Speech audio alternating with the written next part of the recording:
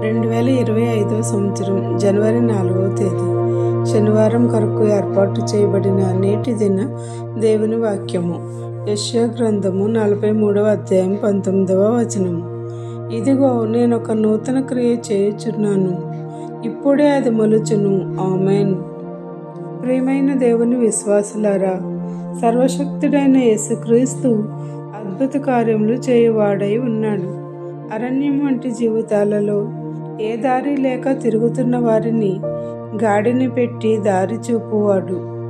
ఎండిన ఎడారి బ్రతుకులలో నీటి బుగ్గలను నదుల వలె ప్రవహింపచేసి దీవెనలు ఆశీర్వాదముల తాకిడితో వర్షింపచేసి భవిష్యత్తును నీటివారును నాటబడిన చెట్టు వలె నిత్యము వికసింపచేసి ఫలింపచేయవాడు. కావున ఈ సంవత్సరం ప్రారంభంలోనే ఉన్న మనపై తన నూతన క్రియలను కార్యములను చేయవలెనని దృఢ విశ్వాసంతో తన కృపలచే ఇవ్వబడిన ఈ వాక్య వాగ్దానమును హృదయం నిండా నింపుకొని ఫలింపచేసే ప్రార్థనలను ఆయన సన్నిధిలో పొందుకునే ధన్యతలను అనుగ్రహించును గాక. ఆమేన్. ఇట్లా దేవుని సువార్త పరిచర్యలో మీ సహోదరి. Praise the lord. God bless you. అందరికీ మరణాత.